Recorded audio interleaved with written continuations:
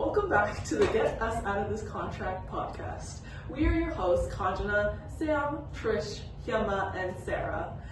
As always, we'd like to include a disclaimer at the beginning of these videos.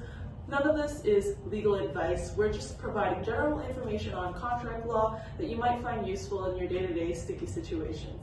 That being said, I hope you guys enjoy this podcast.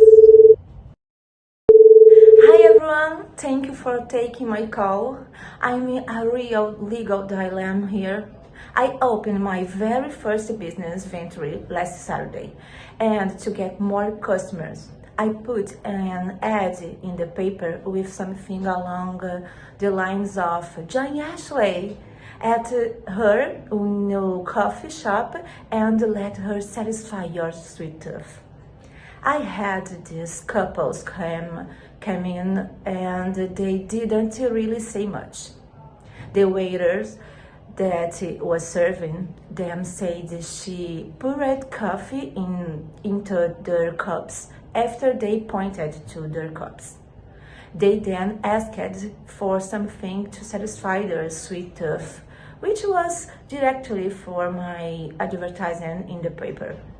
I gave the waiters our best cinnamon buns, and they ended up taking about and leaving without paying. From a legal standpoint, do I have a case? I don't even know where to start. As always, I will preface this by saying that this is not legal advice, but more like general information about a contract law so that you, the audience, could be generally more aware if you are ever in a similar sticky situation. So thanks Ashley for calling us. So there definitely a case here. First, we need to address what is the legal issue. Which is the legal issue here? So Ashley will have a better idea. Exactly.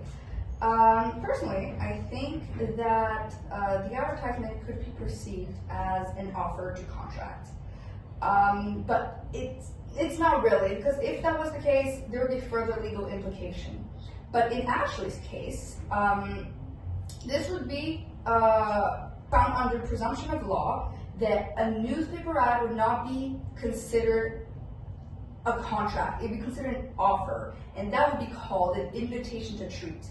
Yeah, I agree with you. And it seems like there is another legal issue here because they believe that they could revoke the offer when they didn't enjoy the meal. Exactly. I agree. It seems like they thought that the wording of the ad had a lot more weight when they decided to leave without paying. But there is a social understanding that an advertisement saying that would just be a gimmick and not be like, it wouldn't be a contract, it would not be set in stone, and so it cannot be held accountable if your sweet tooth is not satisfied. Yeah, for sure. They actually also mentioned that the couple pointing out the coffee cup, they accept the offer, right?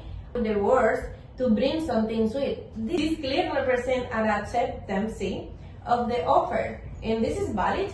Yeah. What do you think? I do think so, because in these cases, the court would apply something called a reasonable person's test, which is usually used to determine if someone of sound reasoning what would they do in that situation. We can all agree that a person of sound reasoning would walk into a restaurant and order a meal, but once they consume that meal, they would have to pay for it. And so that's kind of when it happens. So a reasonable person will believe that. So in this case, that would apply. Yeah, 100%. So in this case, Ashley, you please make sure to collect your payment because this is your right. So now and on, you know how to deal with this type of customers. Thank you for your call, Ashley. Thank you for your call, Ashley. I have a big problem with my owner of my restaurant. So business is slow and I'm struggling with cash flow. I appreciate my landlord to pay just 50% of my rent for the next 6 months, with the plan to pay off the arrears by paying 150% of the rent from the 7th month onwards. The owner verbally agreed, and I even sent a thank you in email to confirm. 2 months later, he received an offer from a restaurant chain willing to pay more than double my full rent. Out of the blue, he sends me a demand for immediate payment of all arrears within 2 weeks, or he will invite me for no payment of rent. I'm feeling tapped. I need legal advice to understand my rights and figure out how to deal with this threat of infection. Hi there, I'm Sarah, and this is my co-host Trisha. So today we'll be talking about Ashley's dilemma that she's facing. So the legal issue that you're dealing with Ashley here is civil manners and a breach of contract. We should probably first discuss options before bringing litigation into the situation. So Ashley meets with her landlord and asks if she can only pay 50% of her rent for the next 6 months. She expected that the business will improve by then, and she'll be able to repay the heirs with 150% rental payments beginning in the 7th month. This is a contract to keep an offer open for a specific time in return for some money. Exactly. And so we can also talk about the fact that while a contract is more secure in writing, it's still a contract, as Ashley made an offer and the landlord did give her verbal agreement to Ashley. Plus, the offer was accepted. Therefore, there is a breach of contract. And Ashley did send a follow-up email which indicates the intention to create illegal relations. The landlord didn't inform Ashley about the other offer he was considering. That's true. So I think to rectify the situation, Ashley, you have grounds to debate the wrongful eviction and therefore negotiate a new payment plan. Ashley, you can start by acknowledging the landlord's demands and express your understandings of the importance of timely rent payment and discuss the verbal agreement that you guys had initially. Yeah, and then noted all records of communication with the landlord, including the initial agreement. Yeah, it's always good to have that in your back pocket. You never know when it's gonna be needed. You won't believe the mess of chair I ordered for the restaurant. So I found these perfect French Bristol style chairs at a furniture show and contacted Ben, the sales rep for Canadian distributors like him. I ordered 40 chairs for $125 each. Product number 7733. When they arrived, they were the wrong ones. Number 3377 of inferior quality and price at $100 for order of $16,250. I checked the contract and discovered that they mistakenly wrote number 3377 instead of 7733. Now Ben is gone and Jill, my new contact, insists the contract has been fulfilled. The current price for chair 7733 is $145, and if I want them, I will have to pay the higher price plus a 25% restocking fee for returning the other chairs. I just want to I just want the right chairs for the restaurant without paying extra for the mistake. It's so frustrating. What can I do? Thank you for that, Ashley. Thank you. I think the legal issue you're dealing with here is a substituted contract. So the guy who sold you the chairs initially in the store has what we call a pre-existing obligation. This is an important factor as he saw you point to the chairs in person, yet that product was not the one that you received.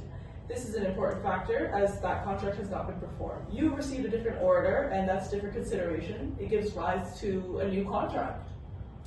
To solve this, I will certainly seek rectification of the contract, seeing as there was an understanding that you were going to purchase chair product number 7733. This is a material component of the contract. You were also given the entire contract between the client and the company, which would suggest that you intended and did purchase product number 7733. So we can consider how this is a substituted contract now. If the new contract involves the substitution of a new party, it is novation, as traditionally defined, discussed in the context of privity of contract. Now, it's worth noting that there's a modern definition of novation that includes the act of replacing or adding an obligation to perform with another obligation that is not limited to only replacing a party to an agreement with a new party.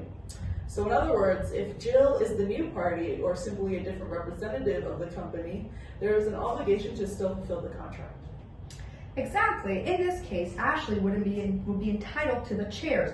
You have a business relationship, so you are entitled to a private conversation with Jill and Ben to discuss the mistake that has occurred. Your entitlement to the chair is written in the contract, even if you had a different representative. Worst comes to worst, you can sue for breach of contract. So before opening my restaurant, I reached out to O'Brien's Food Service to be my frozen poultry supplier. Well, they quoted me $25 per case of frozen chicken breasts. But in an email, their salesman Adam mentioned it's only $50 for restaurants ordering more than 3 cases a week. I searched to the initial code because I wasn't sure about my chicken volume. Anyway, Adam later came with an application form, and Jim, my daddy, volunteered to be the guarantor. I signed it, and it said the application and the term would be the entire agreement. After a year, I realized I was consistently ordering 4 cases or more each week, but still being charged $25. When I brought it up with Adam, he denied an agreement to reduce the price and told him I wouldn't pay this week's $320 bill. He threatened to sue my daddy if I didn't pay. Can he do that? What can I do? So, Ashley, it is important to carefully review the email exchange between you and Adam. If he explicitly mentioned a reduced price of $20 per box for orders over the 3 boxes in writing, we have grounds to argue that this was part of his agreement. Gather all the relevant documentation to support your claim. Given his role as his father's warranty, Jim must understand the extent of his father's obligations. They reviewed the warrantor agreement. He signed and examined whether it covers the price dispute or not. Otherwise, it will limit the potential repercussions for him in event of a lawsuit. We also explore the possibility of unfairness in the argument. If pricing terms were unfairly one-sided or there was evidence of deceptive practices, this could affect the enforceability of the contract. Before escalating this legally, consider to open a dialogue with the O'Briens. Present the evidence that we have gathered and express your willingness to find a fair solution. All the documents have to be communicated for future reference. And if negotiations fail, we will be prepared to take legal actions. But exploring negotiation first, it will be very beneficial. I promise this is my last questions. We do querying for wedding and corporate events. I had a customer, Jill, book my restaurant to do the querying for her wedding. She hired me to do the appetizers for the pre-dinner cocktail party and the wedding cake for the dessert. Both the display cake and the individual piece for guests to eat. We had a contract price for $3,000 and she paid a deposit of $500. 1 month before the wedding, Jill called me to cancel because the groom has backed out. She requested the return of her deposit, and the contract is silent about cancellation and deposit return. I had not purchased any of the food yet. However, I did turn down another querying job for the same day. What should I do? Thank you, Ashley, for that one. I think that you need to review, while we're silent on cancellation here, you might need to evaluate if there are industry standard practices or local regulations that could dictate cancellation terms. Also, it's probably smart to check for any language that might imply that the deposit is non-refundable or addresses unforeseen circumstances. For sure, that's an excellent point. So considering the fact that you turned down the catering job, it's also crucial to understand the principle of harm mitigation. So we may need to quantify the potential loss due to cancellation, taking into account the deposit received and the lost alternative business opportunity. You should document these losses for potential legal action or negotiations with Jill. And given the unforeseen circumstances of the groom backing out last second, it might be wise to approach the situation with a little empathy, because even though you have the legal right to keep the deposit, considering her situation, starting a conversation about maybe a partial refund could be beneficial for you in the long run. That's because it demonstrates good faith and it can help maintain that positive relationship like we were talking about.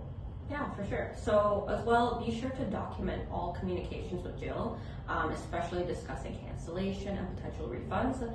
Keep records of any discussions, emails, or text messages. If legal action is necessary, have a clear documented record. That will be essential to establishing the facts of the situation. Absolutely.